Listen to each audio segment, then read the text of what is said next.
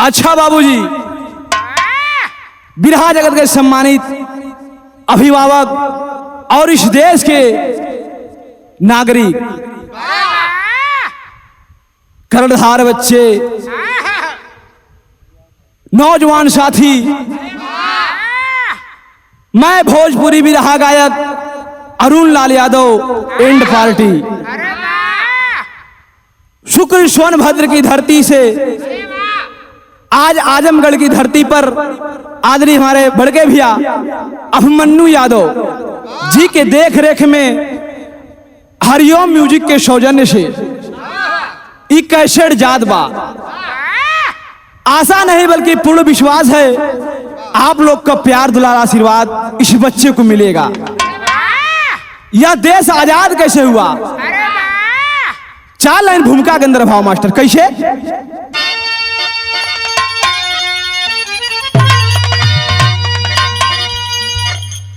तो मौत मंजूर है, अरे मौत मंजूर है पर गुलामी नहीं, बाद सर पर केसरिया गरजने लगे, अरे लहू दो हमें हम देंगे आजादी, मेघ बनकर मघाता बरसने लगे, है निश्चय अटल जजब फौलाद का, अरे हुकूमत को तेरे हिला देंगे हम, खेलते आग से ऐसे फौलाद है, आकाश से तेरे मिला देंगे हम।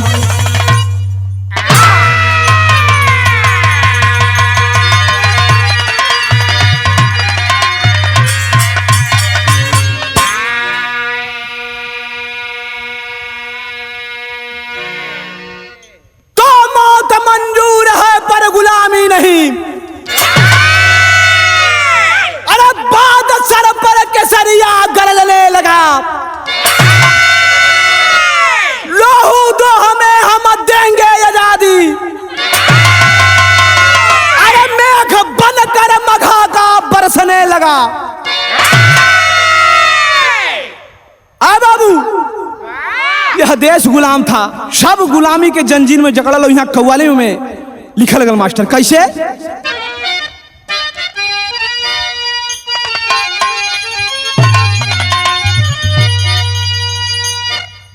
अरे काबे में, काबे में, अरे तेरा जलवा,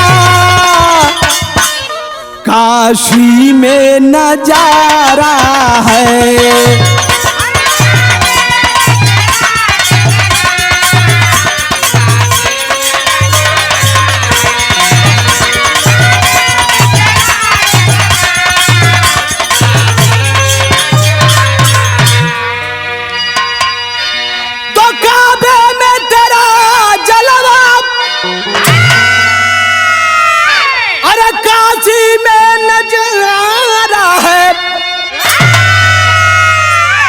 तो हमें ये भी अरे प्यारा है, हमें वो भी तो प्यारा है।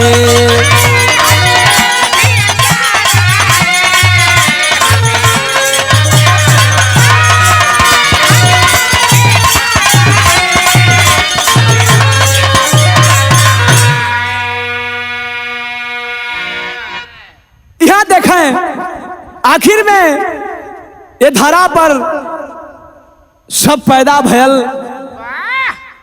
ते जीवन का कर्तव्य का हो, महत्व का हो, बीरन में लाइन लिखल गई कैसे।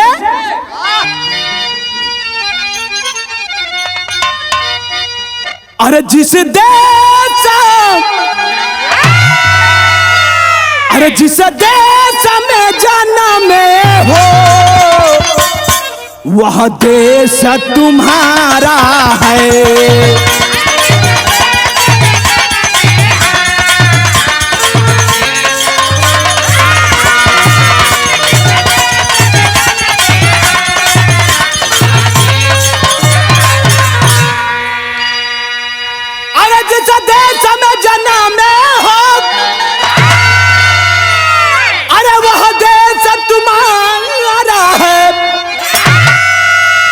उस देश पे मर जाना अरे फर्ज हमारा है।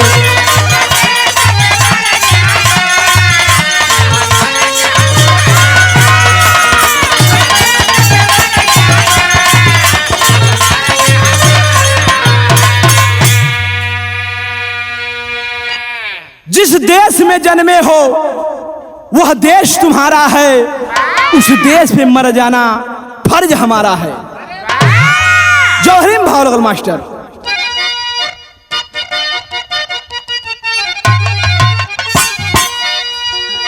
रोती थी धरती मैया, रोते थे गगन सितारे,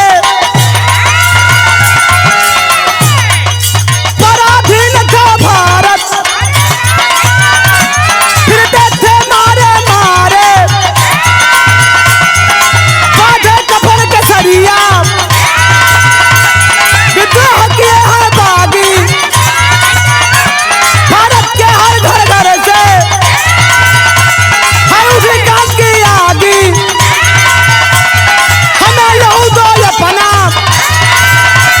हम देंगे तुम्हें आजादी। उद्घोष किए नेताजी, विरोध किए हैं गांधी, हिंसा नहीं अहिंसा के पथ पर कदम बढ़ाओ, वरना सुभाष बाबू तुम रास्ता लगे बनाओ।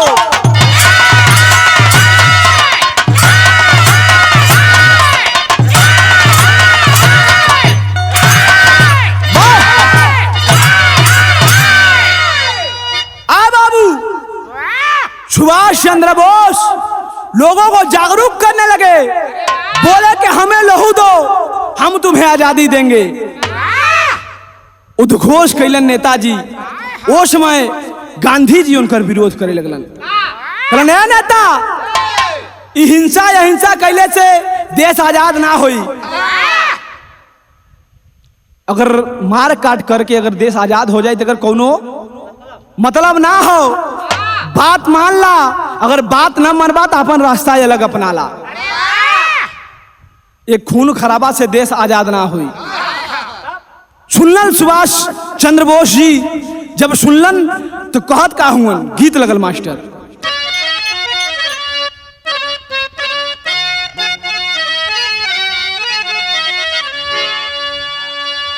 अरे तोर नैना कटार,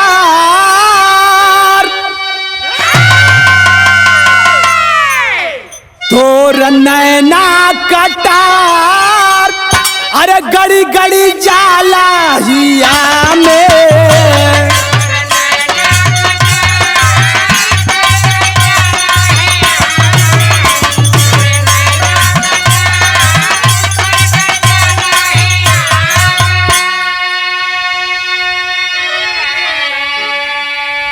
लेकिन ये बतिया जब गांधी जी का सुभाष चंद्र बोस जी सुनलन कि सुभाष चंद्र बोस जी के पता चलल कि गांधी जी दिक्कत हुआ के खून खराबा से देश ना आजाद हुई। गर्म दल के नेता सुभाष चंद्र बोस जी थे, तो कहलन का कहलन, अरे बोले नेता सुभाष, बोले नेता सुभाष, अरे छतिया में चूभे कटरिया।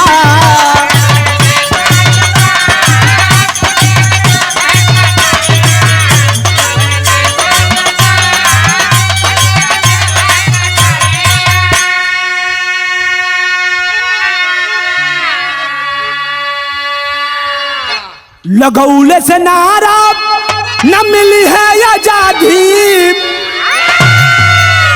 अरे बांधला तू बतिया के खूंटे से गांधे।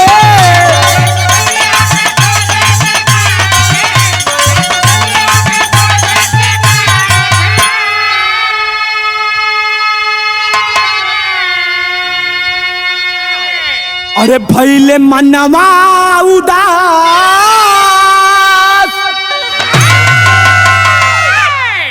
भैले मनवा उदास, अरे छतिया में चूभे कटरिया।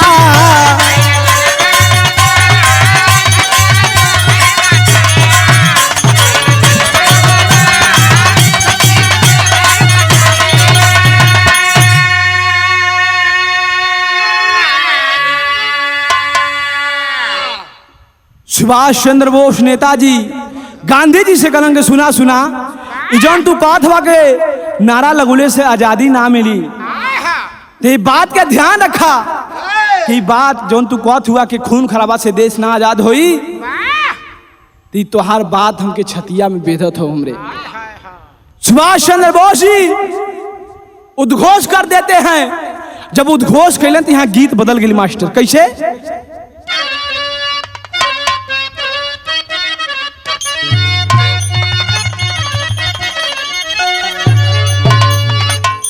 अरे गज भर के,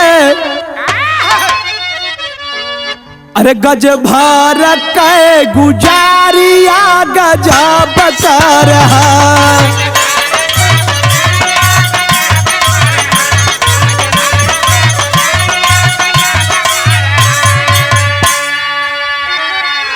अरे जब नियरा बोलाई अब तो पुकार है, अरे जब नियरा बोलाई अब तो पुकार है।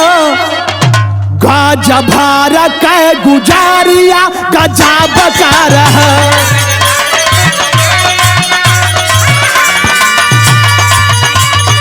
क्या बात है, क्या बात है बा?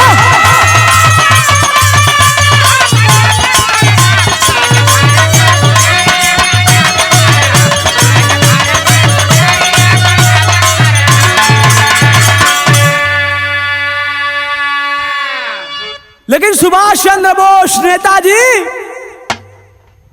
आजादी की मशाल जला देते हैं।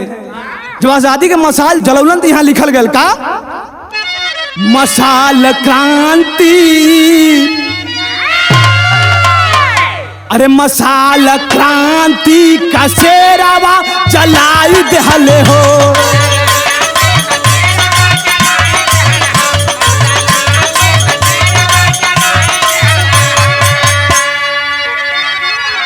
बंगाल में आगी, अरे बंगाल में आगी लगाई दहले हो।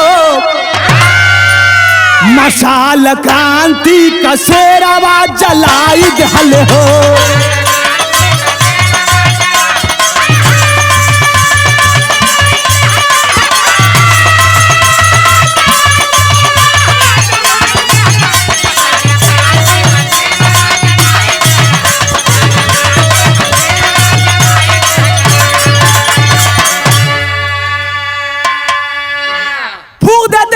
वहीं पे अपने लोगों को जागरूक करने लगे, समझाने लगे इस देश को आजाद करना होगा, वरना ये देश आजाद नहीं होगा। समझाओ थे उन लोगों के। अरे गोरवर के हुकूमत, अरे गोरवर के हुकूमत हिलाई धले हो। मशाल क्रांति का शेरावा जलाई धले हो।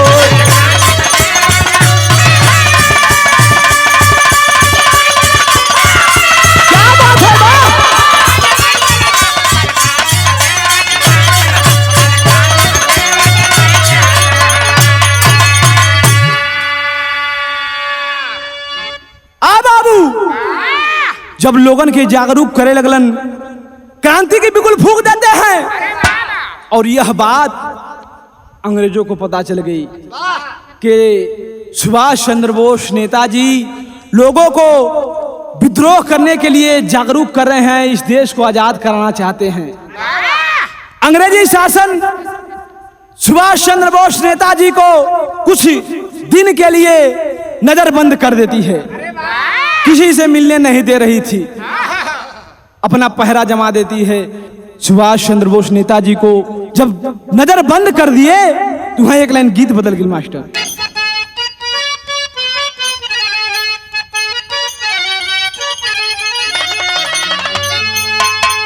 अरे तो कौन काम का जवनिया,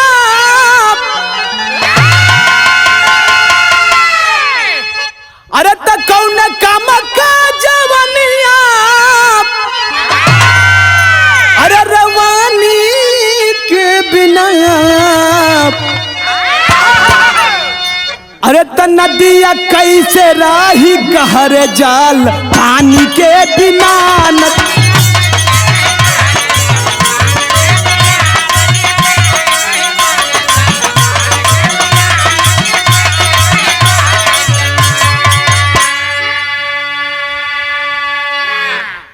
सुभाष चंद्र बोस नेताजी नजर बंद जब हो गइलन, कोई से न मिले देत हुन लोग, न कुछ, उनके कैद कर दिलन लोग। उसमें भयल का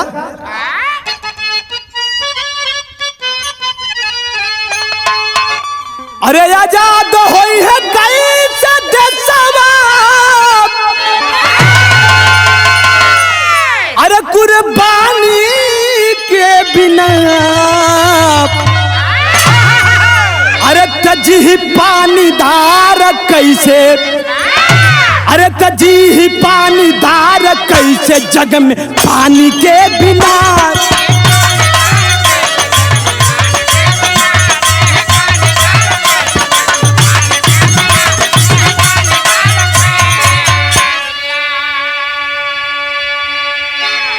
जे पानीदार मर्द हो वो अपने पानी में कुछ भी कर सकला।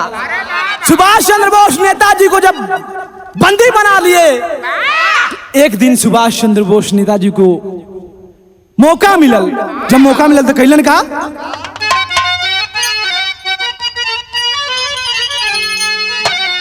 चकमा दे के गोरवन के नेता भाग गईले, अरे काबुल के रास्ते जर्मनी में आई गईले।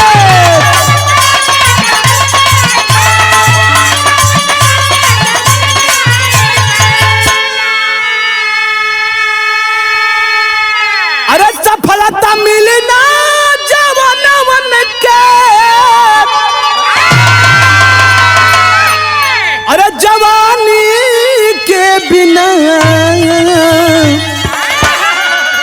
तजी पानीदार कैसे, तजी पानीदार कैसे जग में पानी के बिना।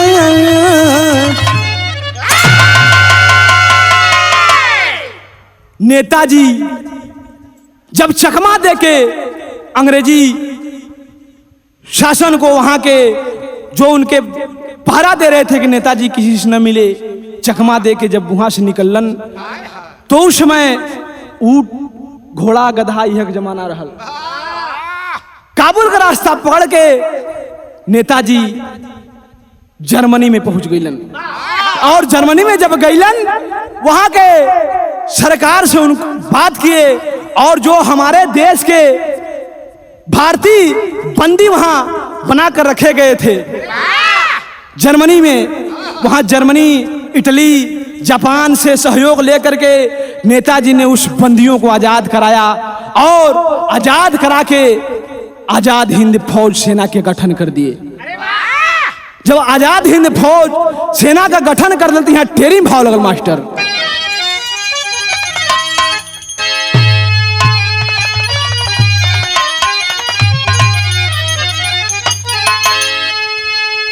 अरे आजादी के मतवाले चल दिए, हुकूमत उखाड़ फेंकेंगे, भागो लंदन साले।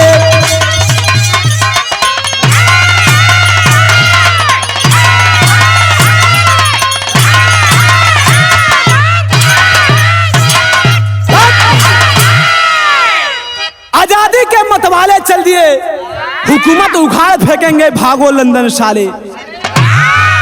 आजाद हिंद फौज का गठन कैलन, और जर्मनी, फ्रांस, लंदन, जापान सबके सहयोग से नेताजी हथियार लेकर के सैनिकों को दे करके जब चले, उस समय सहयोग मिला नेताजी को। अरे सहयोग मिला नेताजी को, नेताजी है रोष भरे, आजाद हिंद फौज बढ़ी है, आगे रोम रोम में रोष भरे। जिया मरेंगे कौम के खातिर, अरे कौम हमारा प्यारा है। कौशली गांव का मंगल यादव गगन भेदी ललकारा है। आ बाबू, जर्मनी से जब आजाद हिंद फौज की सेना लेकर के सिंगापुर से होते हुए जब भारत देश में जब अइलन, तो उस समय कौशली गांव का जिंदा इतिहास, कौशली गांव का मंगल यादव उस आजाद हिंद फौज का बागडोर नेताजी ने उनके हाथ में दे दिया, कहा कि अब इसको आगे ले चलिए, आप आगे का काम आपका है। जब मंगल यादव लेके चलन तो यहाँ गीत लगल मास्टर।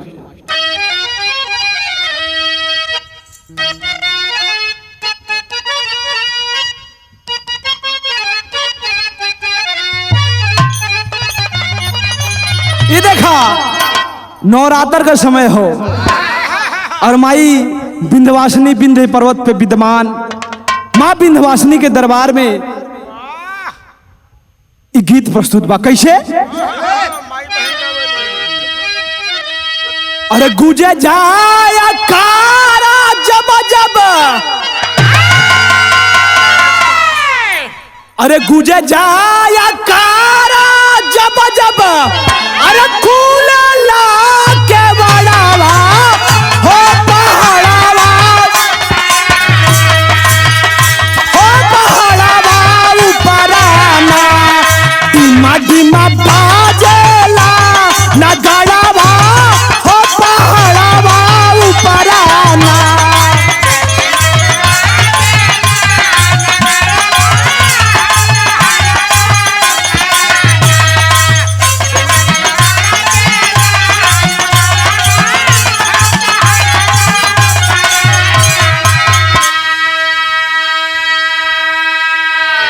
मंगल यादव जब चलन आगे बढ़लन, आकर के भारत देश में अंग्रेजी शासन, अंग्रेजी सैनिकों से लड़ाई लग जाती है। एक और अंग्रेजी शासन और एक और आजाद हिंद फौज लड़कार रहे हैं दोनों एक तरफ से, हुकार भर रही है धरती मां। ओश में भाव लिखल गल कैसे? अरे बरस बारूद बम, के रंगवा तू समनवा ऊपराना, तू समनवा ऊपराना, टूटले बाजी वीर जवनवा तू समनवा ऊपराना।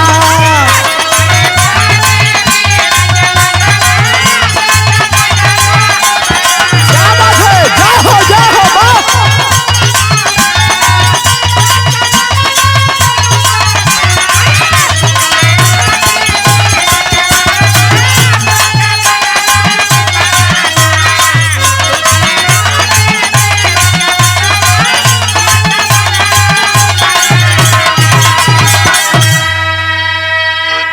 छिड़ जाती है दोनों तरफ से, जवान लड़ने लगते हैं, गोला बारूद बम बरसत हो, कटत मारत आगे बढ़त हुए लोग, अंग्रेजी सेना परास्त होने लगी, हार मानने लगे लोग। तब होई है आजाद हमारो, अरे भारत भव्य वतनवा जो दुश्मनवा ऊपराना, दुश्मनवा ऊपराना, टूटले बाजी वीर जवनवा तू समनवा ऊपराना।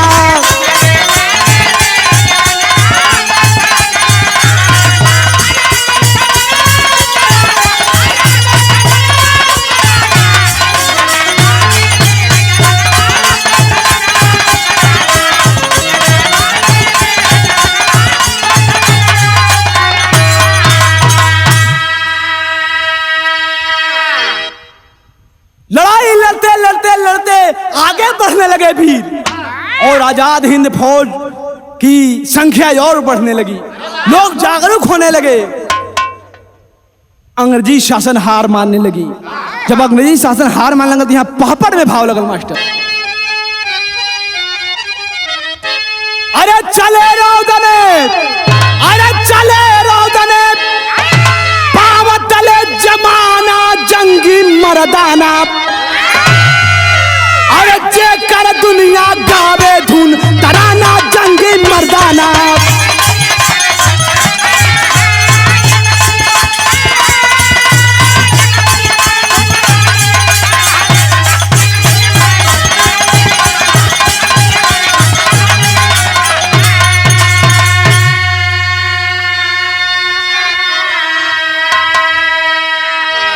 सन 47 में आजाद हुए हम, अरे हुआ देश बंटवारा हो।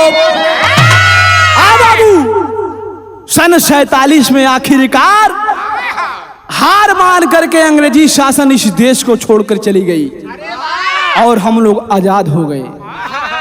जब हम लोग आजाद हो गई तब आगे लिखल गया 62 में जब जंग छिड़ी तो अरे मंगल सिंह ने ललकारा हो। अरे देश के ऊपर मरते देश दीवाना जंगी मर्दाना। अरे राष्ट्र धर्म को सबसे ऊंचा माना जंगी मर्दाना।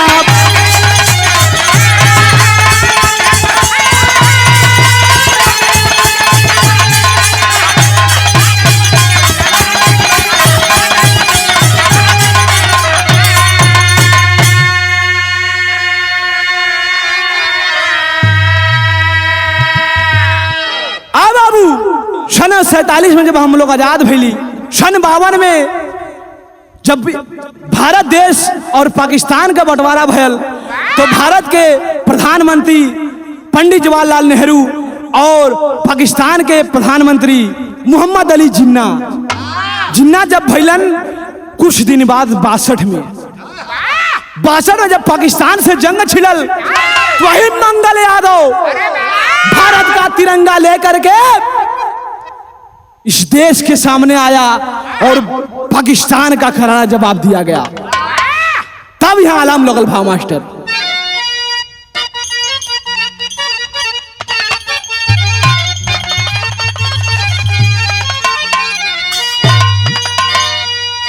अरे जियला मरेला सब,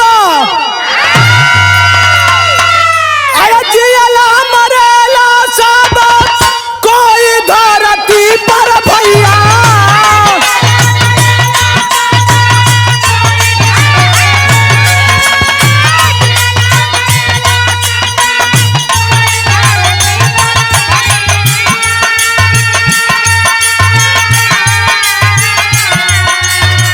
देशवा के खातिर कोई मारत बा।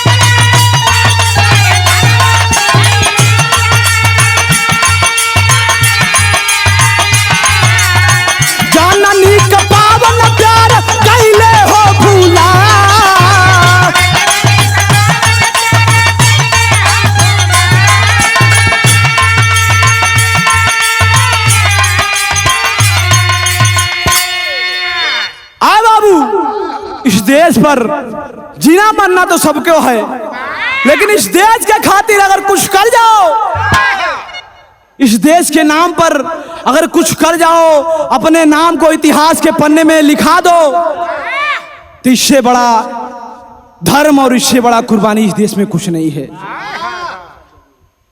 उन जवानों ने एकजुट होकर के अंग्रेजी सैनिकों को भगाने का काम किया और इस देश में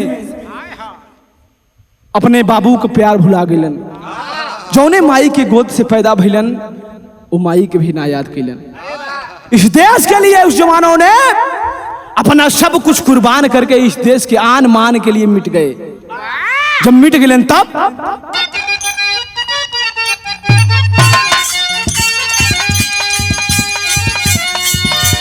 गोरा की दुल्हनिया के मारी के भगैले।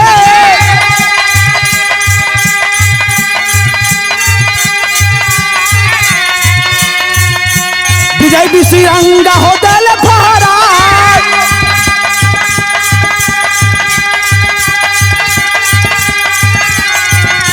पैसा में छीलो पाकिस्तान से लड़ैया।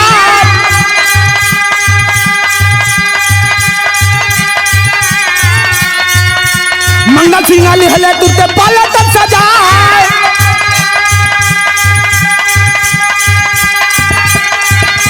मारी मारी दुश्मन जहन पहुंचवले।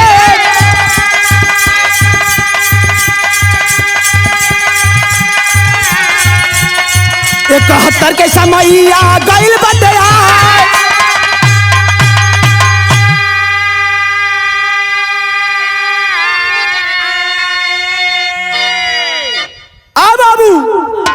अभी कुछ साल पहले मीडिया पर उनका 105 वर्ष की उम्र में इंटरव्यू आया। ये कोई कपोल काल्पनिक नहीं, जिंदा इतिहास है। मंगल यादव ने 71 में फिर लड़ाई लगी। मंगल यादव ने स्वतंत्र भारत का झंडा उठाने का काम किए और अपने वीरता को इस देश पे दिखाया और अपना नाम इतिहास के पन्नों में लिखवा दिए। और आज भी जो भारत माँ की रक्षा करते हैं, उस भारत माँ के सपूत जो तिरंगा लेकर के देश पर राइफल लेकर के इस देश की रक्षा कर रहे हैं, उस जवानों को लिए हिमालय से बड़ा, हिमालय से ऊंचा और सागर से गहरा जज्बा उन जवानों के लिए कितना सुंदर कवि जी ने लिखा। खड़ी भाव लगल मास्टर।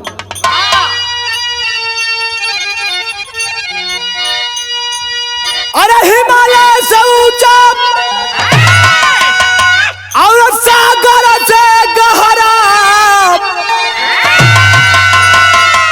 अरे तो बाले फौजन का ही मतिया देले गज का पहारा।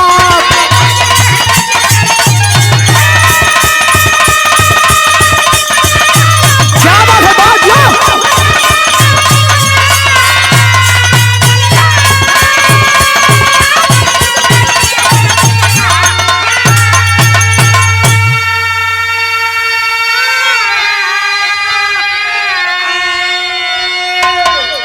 अरे देशवा का सेवा कैले मंगल सिंह कई बार हो। अरे तामा पत्ता दहले उनके भारत सरकार हो। अरे बाबू, इस देश पर जब जब संकट आया, मंगल यादव ने इस देश के बागडोर को, इस देश के तिरंगा को लेकर के सामने आए और उन्हें स्वर्गीय इंदिरा गांधी जी द्वारा ताम्रपत्र पुरस्कार दिया गया। और ये इतिहास में लिखा हुआ कोई काल्पनिक कपोल कथा नहीं है, जिंदा इतिहास है। कैसे? अरे कौशली बगाव जकर, अरे कौशली बगाव जकर, अरे जिला रे हराम, अरे तो बाले फौजन का ही मतिया देले देश का पहारा।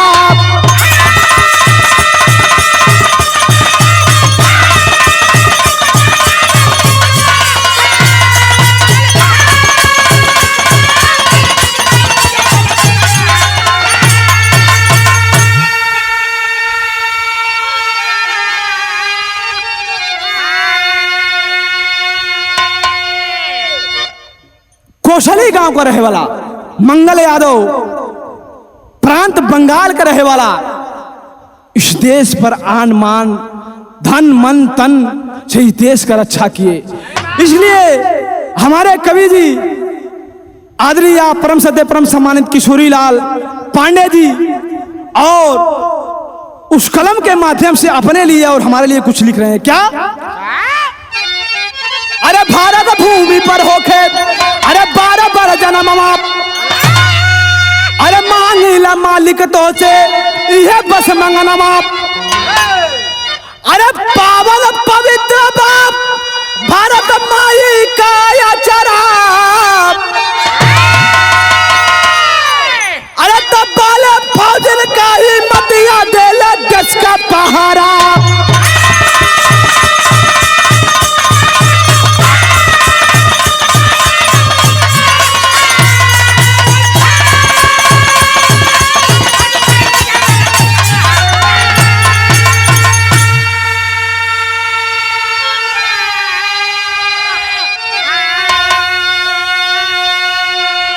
धन्य है वो देश, धन्य है वहां की मिट्टी जिस देश में हम आप पैदा हुए। यह देश कोई मामूली देश नहीं है। यही राम हुए, यही कृष्ण हुए,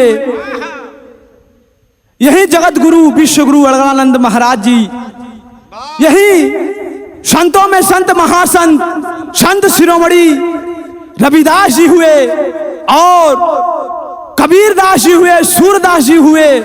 तमाम योद्धा, तमाम संत, तमाम वीर इस धरती पर पैदा हुए। धन्य है हम जो इस मां के गोद में पैदा हुए और इस देश के पवित्र माटी का चरण स्पर्श करने का मौका मिला। आइए आखिरी लाइन में कहना पड़ा क्या?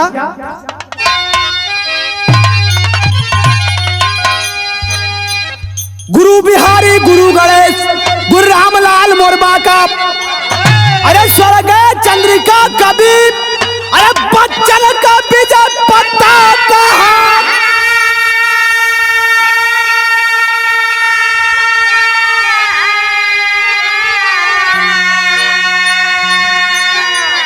अरे आजादी के मतवाले चढ़ दिए किशोरी